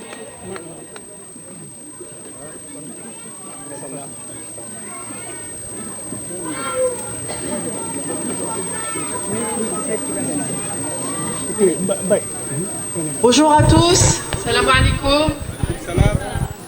Ah, je prends les deux.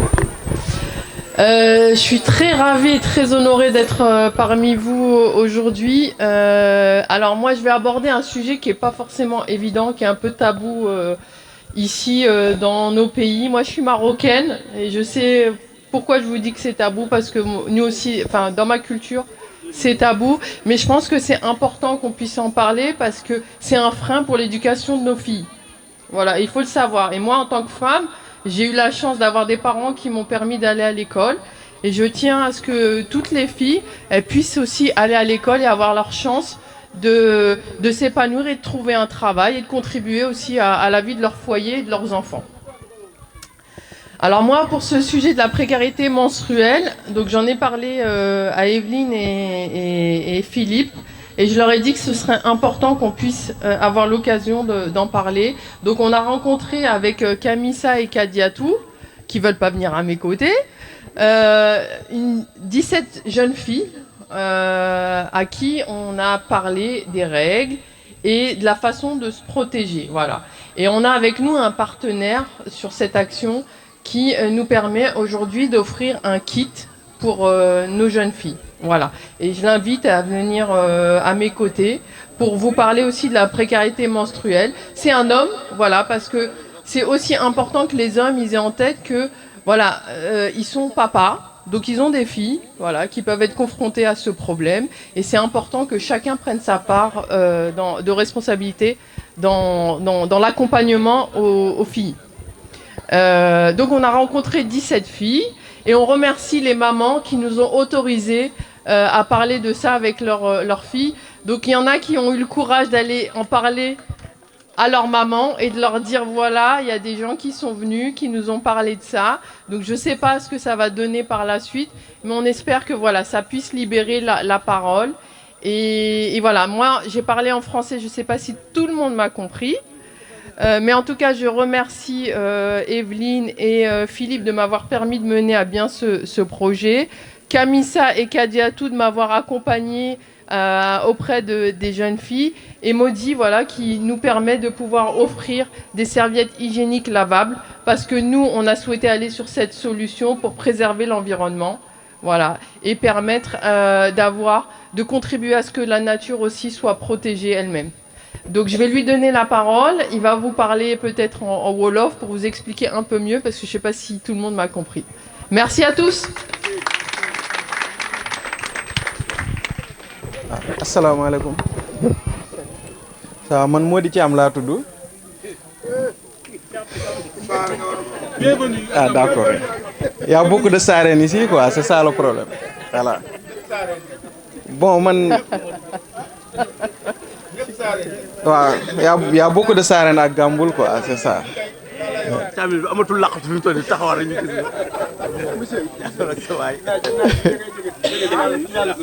waaw waaw c'est ça. Ah pardon. Oui, c'est ça. Ouais. Hein? Avec la caméra, d'accord. Non, je voulais me mettre en face avec le public, voilà. Dañuy wax ci benn sujet bu sensible hein, parce que ñun dañ ko rendre sensible fii Sénégal mooy précarité menstruelle xam ngeen luy lool xam ngeen ko ah non précarité menstruelle laa wax gis mbaax rek moom mooy règle ah règle waaw menstruation waaw mais précarité menstruelle précarité koo wax rek wax na problème précarité menstruelle bëri na maanaam bëri na ay fànn bokk na ci ñun dañuy jox suñu doomi jigéen ñi lekk naan yére dàll mais dañuy fàtte lu essentiel moom mooy chaque weer dina am luy génn ci ñoom te lépp fu muy jigee yàlla moo ko préparé à ce que chaque weer yaramam day xaar ëmb bu jotul ëmb boobu noonu rek day génne li nga xam ne moom moo doon préparé ëmb boobu noonu dina garaaw nag parce que góor a koy wax waaw mais c'est normal que ñun en tant que ay góor ñu mën a xam loolu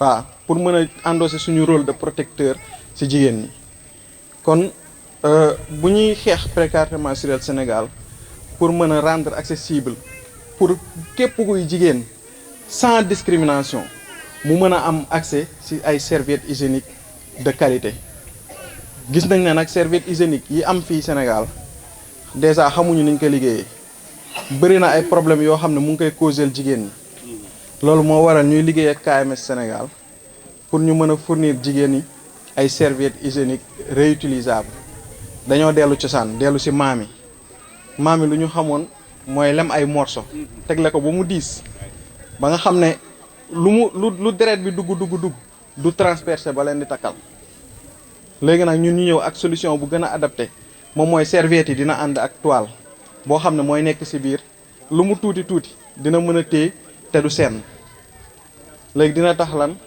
ku jigéen ki coton lay utiliser ba pare du ko àndil benn gàllankoor ci problème santé heure bu paree nag day fóotaat ba mu jekk ak saabu ordinaire kon yomb na soo paree weer ci ligne bi naaj bi wowal ko ba mu wow koŋ boo paree nga lem ba mu jekk dencaat heure bu weer bi jotee rek heure bu sa weer ñëwaatee rek nga utiliser waat waaw ñun nag loolu moom moo ñu fi andi ma jugee Pikine Dakar ba fii nii tey mooy sama 2e fois te di kontaan encore bu baax a baax ci teewlu bi di leen ñaan rek waaw man surtout góor ñi nag laay waxal waaw ñun góor ñi ñun ñoo mën a jàppale jigéen ñi te pour ñu jàppale jigéen ñi tamit il faut que ñu nekk seen côté Hassana loolu la doon en gros loolu la doon expliquer ànd seeg ñaari xale yi jigéen yee ñu waxtaan ak 17 xale yi jigéen su ma jumul moom mooy fukk ak juróom-ñaar waxtaan ak ñoom ci naka la ñuy mën a protéger woo à chaque fois ñu gis seen règle ak naka la ñuy mën a toppatoowee seen bopp ba set waaw ñu ngi leen di jaajëfal encore bu baax a baax kontaan naa merci beaucoup. di ziar ñëpp yaakaar naa ne fii su ma fi taxawee di wax war naa fi wax bu baax en haute voix parce que ñu ñoo njëkk a sanc école bi te ci ay conditions yu métti lañ ko doxee ba école bi taxaw conditions yu métti ba école bi taxaw comme ni ko Sarr waxee fii école bi biñ koy fondé fii dañ doon tëgg làmb moo indi école bi ñu tëgg làmb di foraatu ay tuut di ko brique am fi abri provisoire ñu am fi teen projet bi defal ñu fi ay teen pompe ñu di ci liggéey madame Sanoxo nga xam ne ñoo nekkoon Sonacos muy root si fii moo waral lii tey bi muy root fii ñu intégré ko ci teen bi dañ ko doon aaye sax man maa taxaw man mi responsable ma ne ko root fii ba mu neex la ma téye ko téye loola ba classe bi taxaw bii man maa ko tabax ba mu ñëw ba mu rasé madame Sanoxo dem wax ko jëkkëram ne ko lii pour lan la ma ne ko ñun de ñooy tëgg làmb di bugg suñu école yi bopp mu ne su ma demee wax ko suma borom kër bi mu ko waxee borom këram kera Ousmane Sarr papaay Abou Sarr 1 heure la ma wàccee ne ma dema ñu ne nga def devis bi ma def devis bi ah ci lañu def commencé école bi Lions Club ñuy door nekk ci école bi ba Mamadou Diop envoyé ñu fi 10 ordinateurs ñu di ko liggéey di ci jouer Ousmane Ndiaye moo nekkoon suñu gardien malgré somme bi ñu doon am pour les parents d'élèves ñoo doon cotiser xaalis parents d'élèves yi di cotiser di fay gardien 90 000 ba 100 000 francs mu ngi di Ousmane Ndiaye duñ ma bàyyi ma fay Ibou Sara nga ne moo yoroon kees bi ñu nag ñoom Aliou Thiam bureau bi ñu di ko liggéey nekk ci bu école tëjee dañu am gardien parce que buñ ko defu doon ñu sàcc suñu ordinateurs yi ñu dem ba mënuñu amatuñ doole pour gardiennage affaire bi bàyyi ma ne Ibou nañ jël ordinateur yi yóbbu ko suma kër ñu garder ko sinon dañ koy sàcc te buñ ko sàccee gàcce la ma jël ordinateur yi yóbbu ko kër ga mais malgré avec ça dañ ko doon kaas ma muñ rek parce que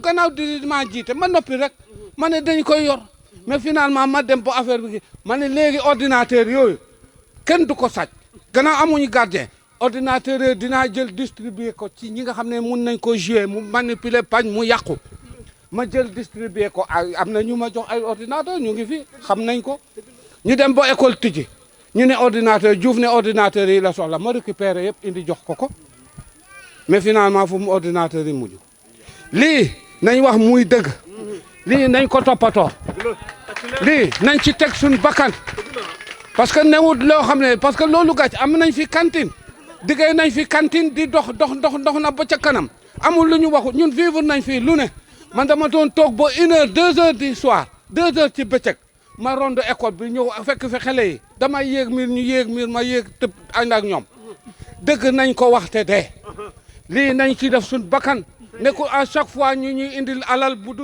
jeex ñu di ko caxaane nañ bàyyi caaxaan te yar suñ doom yi ñu bàyyi école bi moomu ñu ñëpp a ko moom waaye ñëpp a ko moom nañ ko defar nañ ko téye mu rafet école bi newut màcc bi bu jóg rek ñëw defar ko c'est pas ça màcc bi bu ñëw yàq suñ école bi ñu toog di ko seetaan ah nekkatuñ ci dara na mais nag suñ bët ñu ngi xool na suñ gisee loo xam ne du yoon ñu taxaw wax ko nañu respecté lii du caaxaan lii du caaxaan nañ fexe du ñu sécuriser fii su même bu amee sécurité nañ ko gën a yokk parce que biig rek lañ fi dàqe sàcc buñ leen nelawati lii jaral nañu ñu bañ a nelawati que ñëpp ubbi seen téléphone guddi ku gis loo xamul nga woote loolu laa ci gëm loolu laa gëm ngeen baal ma ak merci beaucoup waaw mais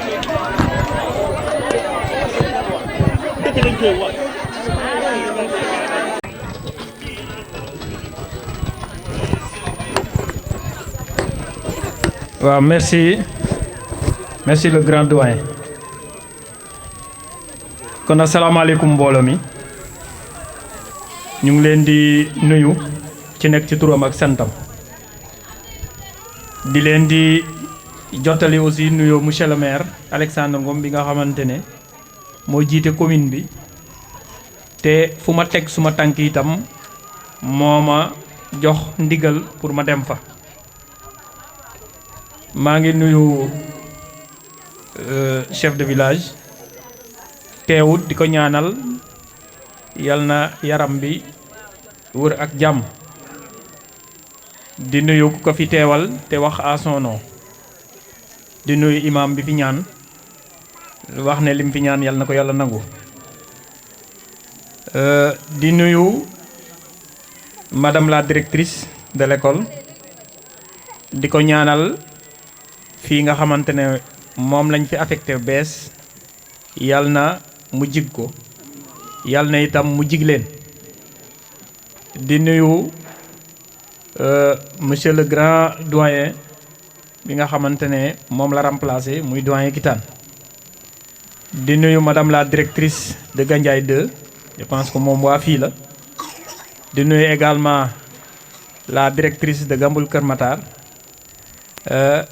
moom tam c'est ma sœur parce que ki nga xamante ne mooy suma promotionnaire foofu la jóge kookoo ko formé muy monsieur Diallo di nuyu enseignants yi fi teew yëpp di nuyu aussi kilifa yi fi teew muy góor muy jigéen maa ngi wax léegi rek suma maire bale ba ma gijee gis yàgg na muy maire Mbayang di nuyu aussi Abou mi nga xamante ne moom moo waral lii yëpp parce que moom moo xëcc ba indi au niveau de Gamboul moom moo xëcc ba indi au niveau de Thiomby parce que bu ñu nee Gamboul rek Thiomby la di nuyu aussi le président du CGE monsieur Souka Sarr qui est par ailleurs le président de l'union des CGE de la commune de Thiomby di ñëw ci partenaires yi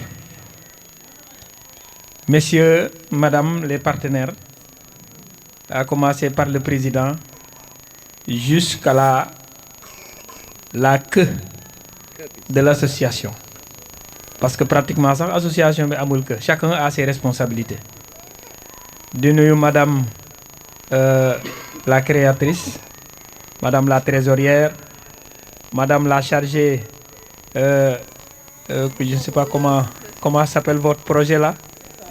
Voilà, la précarité menstruelle. Du nuyu le directeur régional de la couverture maladie universelle. Je pense que c'est la deuxième fois qu'on se rencontre ci benn atelier bu ñu amoon au niveau de Kaolack. Di nuyu élèves yi nga xamante ne ñoom ñu ngi ci biir saal yi mais ñoom ñoo waral lii yëpp pratiquement parce que école bu amutoon yaakaar naa mën nañ fay ñàkkatoo. Donc ñoom ñooy le maillon essentiel bi nga xamante ne moom moo ñu fi tax a teew wax ji nag dañ ko wax ba mu jeex gis nga li ñu def fii te abu ma la xëcc ko ànd ci ak partenaires yi ñu indi ko au niveau de l'école de Gamboul. C'est vrai xale yi lañ ko defal xale Gamboul yi population Gamboul lañ ko defal waaye aussi monsieur le maire lañ ko defal parce que lépp lu ñu def ci école rek monsieur le maire moo ko war a def li waral loolu parce que l'éducation c'est une compétence transférée donc lépp lu ci war xanaa kay ñàkk koo mën waaye lépp lu war ci école bi monsieur le maire commune bi mairie bi moom moo ko war a def kon bu ñu amee ay nit yoo xamante ne fa ñu dëkk ñu ngi xalaat indi loo xamante ne dana jëmale seen dëkk kanam ñun lañ ko defal kon ñooñu waruñoo def leneen lu dul sant leen gërëm leen kon Abo ñu ngi lay gërëm les partenaires là on vous remercie infiniment. C'est ce que je viens de dire. Tout ce que vous avez amené ici aujourd'hui vous le faites parce que Abou est votre frère et votre ami, mais vous l'avez fait parce que vous l'avez fait pour la population. Vous l'avez fait aussi parce que vous l'avez fait pour la commune de Thiomby, pour la mairie qui a en charge l'éducation qui est une compétence transférée. Donc tout ce que vous avez amené ici et tout ce que vous avez cité ici, à commencer par l'eau, l'assainissement, et tout ça c'est des mini-ministères, c'est des micro-ministères qui sont dans l'école. L'eau est à l'école, l'électricité est à l'école, l'assainissement est à l'école à travers les toilettes, le sport est à l'école à travers les ballons et les maillots que vous avez amenés, et les cordes même que vous n'avez pas citées. L'alimentation est à l'école parce que qui dit éducation dit aussi alimentation parce que la tête bu fekkee ne mën naa bëgg naa jàpp dara il faut dara nekk ci biir bi loolu ñun ñëpp xam nañ ko boo xiifee mënoo jàng te boo bëggee dox ay distance yu bari pour dem añi ñëwaat c'est un vrai problème kon loolu c'est pour vous dire que tous les services, les micro-ministères qui existent dans le gouvernement du Sénégal existent dans l'école de Gamboul Thiongou parce que vous avez amené le matériel qu'il faut pour que l'éducation au niveau de la commune, au niveau de l'école puisse être boostée en avant. Kon, monsieur le maire vous remercie infiniment. C'est lui qui m'a envoyé personnellement pour venir le représenter. Et c'est hier que je lui ai dit ça. Parce que lorsqu'on a reçu la lettre, je vous en remercie infiniment parce qu'ils ont envoyé un courrier à la mairie pour nous dire que nous avons des partenaires qui vont nous aider pour l'installation d'une cantine au niveau de l'école. Et le maire, lorsque je lui ai rendu compte, il m'a dit ça, il faut y aller. Même, vous pouviez même y aller après me rendre compte parce que c'est très important. C'est pourquoi nous ne pouvons que vous féliciter, nous ne pouvons que vous encourager et prier pour vous comme l'imam l'a fait pour que les fonds là puissent venir, que vous ayez beaucoup de fonds pour prendre en charge l'école de Gamboul mais aussi pour prendre en charge d'autres écoles dans la commune de Thiomby. Et j'en profite pour vous dire, parce que je l'ai noté ici, que votre KMS soit revu et changé en TS. Li ma bëgg a wax mooy KMS mooy Kër Madiabel Sénégal léegi nag comme yàlla def na association bi jóge na Kër Madiabel ñëw fii Gamboul dans la commune de Thiomby au lieu ñu koy waxati Kër Madiabel Sénégal nañ ko wax Thiomby Sénégal da ngeen baax li ma wax loolu laa bëgg ñoom ñu changé ko bu ñu demee ñu xool ba xam nan la ñuy def ba remplacer KMS par TS. comme ni ñu leen ko waxee woon rek tey ñoo ngi fii ci dëkk bu ñu naan Gamboul tey dañoo ñëw fii ak seet ñi nga xamante ni ñooy waa Gamboul ak ñi nga xamante ni vraiment ñoo nekk ci école bi. donc tey mu amoon benn rencontre bu amoon fii nii vraiment boo leen gisee image yi ngeen xam ne tey dëkk bi vraiment am nañu gan yu am solo ay étrangers yu ñëw seet si waa école bi waaye indil leen vraiment ay jumtukaay yu am solo donc nag Abou yow la ñu taxawal fii ci école bi ñu bëggoon a xam tey lan moo war a rencontre. waaw ñu ngi leen ay sant di leen gërëm yéen journalistes yi nga xamee ne lu siiw rek ci àdduna bi yéen a ko yóbbu ba fu mu yegg à travers le monde rencontre bi lu ko waral dafa am association bu tudd KMS jiite par le président Philippe et l'initiative c'est Evelyne donc buñ ko taxawalee ça fait 6 ans ñoom ñu ngi yëngu ci Sénégal on était premier à Kër Madiabel et léegi ñoo changé ko ñu indi ko Gamboul Thiongo département commune de Thiomby. voilà tey rencontre dafa doon jour boo xam ne c'est vrai important tey ñëpp population Gamboul tous les autorités administration religion politique tout le monde ñu dajee fii ñu taxawal cantine bi joxe ay matériel école pour xale yeeg yëpp mu doon initiative boo xam ne vraiment rafet na trop dëkk bi yëpp rafetlu ko nit ñi kontaan ci trop nuñ ci kontaane sax dafa ëpp ñu doon cantine boo xamee ne dañ ko fi def pour xale yi di mu ñaan ndékki añ gratuitement pendant toute l'année scolaire en plus ñu fekkoon école bi xawoon yàqu amutoon toilette pour filles amutoon fii léegi ñu def toilette pour filles jeunes filles am seen toilette yi boobu toilette garçon ak yëpp dugal fi eau potable dugal fi lépp voilà lépp luy matériel jumtukaay rek xale war ko jëriñoo rek nañ ko ci école bi pour xale yi mun ko jëriñoo loolu daal moo nekkoon journée bi tey des na yeneen activité aussi samedi xale yi war nañ football interclasse moom activité sportive samedi ak cérémonie officielle bi samedi lay jeex donc incha allah daa doon loo xam ne chaque année partenaire dinañ ñëw fii au niveau de Gamboul ñu ànd ak dëkk bi ak mairie bi ak ñëpp ñoom monsieur le maire ñëpp teewoon na fi mu doon rencontre bu rafet boo xamee ne am na tàmbali mais amul fu muy yem vraiment loo ci xalaat rek dinañ ko fi def parce que c'est pas écarté ñu dem ba tabaxaat fi ay classe dem ba def école bi mu doon CM ba doon lycée loolooy bébéti KMS bi quoi vraiment. exactement donc kañ lañ ko initié maanaam ren la commencé wala depuis daaw la tàmbali cantine. depuis 6 ans ñu ngi Sénégal KMS Sénégal on était à Kër Madiabel maintenant jeexal nañ Kër Madiabel on vient de commencer à Gamboul léegi Gamboul commencé nañ ko donc incha allah dañoo ñaan yàlla mu continuer des années et des années nekkul luy arrêté ndax ñoom ils sont pas encore parés pour quitter le Sénégal ils vont rester toujours au Sénégal ci ndimbale nit ñi parce que on sait que l'Afrique c'est pas facile et parents yi àdduna métti na donc ak guerre bi am Ukraine ak feneen à travers le monde fu ne dafa métti moo tax daal ñoom ñi nga xamee ne ñu ñëw fu dimbale école bi dimbale parents yi parce que ñëpp a xam ne àdduna yombul voilà loolu mooy bit bi. macha allah donc mu nekk bis bu am solo tey équipe bi di Saloum TV jógee ko ba Nioro def déplacement bu rëy ñëw fii ci Gamboul lan ngay wax chaîne bi di Saloum TV. Saloum TV amuñ seen fay vraiment damay beral nag nuyoo sama xarit sama rak Aline Ndiaye.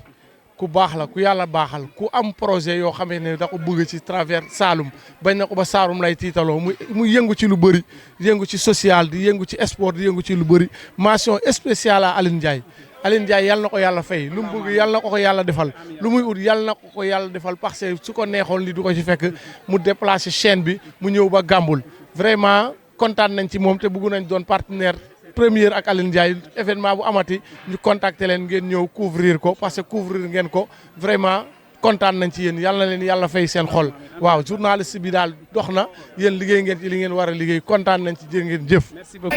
voilà comme ni ngeen ko gisee ba léegi rek toujours ñoo ngi en direct sur Saloum TV alors tey qu'est-ce qui a provoqué cet événement là. Alors bonjour à tous nos amis du Sénégal. Donc les Sénégalais ont des amis en France, on a beaucoup d'amis sénégalais. Et on a décidé de venir aider une école, venir aider les enfants d'une école surtout, pour qu'ils puissent manger mieux le matin, l'après-midi. Et on sait bien que quand les enfants mangent mieux, ils apprennent mieux. On est venu aussi les aider parce qu'au niveau de l'hygiène des toilettes, il y avait beaucoup à faire. Nous sommes aussi venus aider les jeunes filles pour qu'elles gèrent mieux cette période qui est difficile dans leur vie de femme. Hein, je peux parler de la précarité menstruelle. Et puis on a fait d'autres petites choses, on a amené aussi des objets pour faire du sport, parce que c'est important de faire travailler la tête, mais les jambes aussi. Voilà. Et encore une fois, merci à toutes les personnes, dont Abdou, qui nous aident dans cette démarche, le corps pédagogique, parce que c'est eux qui vont prendre le relais, avec en soutien Abdou. Et puis merci à votre chaîne de faire un peu de promotion de cette action. Merci beaucoup. Voilà, amis du Sénégal, à bientôt. Merci beaucoup merci donc mu ngi noonu vraiment gars yi kon yéen a ko gisandoor alors tey su ko defee nag lépp loo xamante ni vraiment bëggoon ngeen ko seetaan rek ci programme bi ci journée bi fii ci Gamboul donc Saloum TV dina leen ci gunge accompagner leen ci lépp loo xamante ni vraiment dafa jëm ci wàllu programme bi dara du leen ci rëcc incha allah donc di jaajëfal bu baax a baax sunu techniciens yi di jaajëfal bu baax a baax sunu caméraman bi Fallou alors tey nag lii lañ leen andiloon fii ci Gamboul muy lu am solo muy journée de rencontre bi nga xamante ni les étrangers qui viennent ñoom ñi nga xam ne dañoo jógee ko fu sori ñëw fii indi la école bii di école Gamboul matériel yu bëri donc lu jëm ci wàllu matériel lépp loo xam ne dafa jëm ci wàllu cantine wàllu lu ñuy jëfandikoo pour togg xale yi di mën di lekk donc loolu yëpp tey ñii ñëw leen ko andil vraiment mu nekk lu am solo donc Saloum TV ñëw couvrir programme bi tey ànd ceeg dëkk bi yëpp waaye ànd ceeg waa Gamboul yëpp tey donc di leen jaajëfal di leen jox dig daje incha allah rabi ci beneen programme incha allah ngeen ànd ceeg Saloum TV jaa ngeen jëf.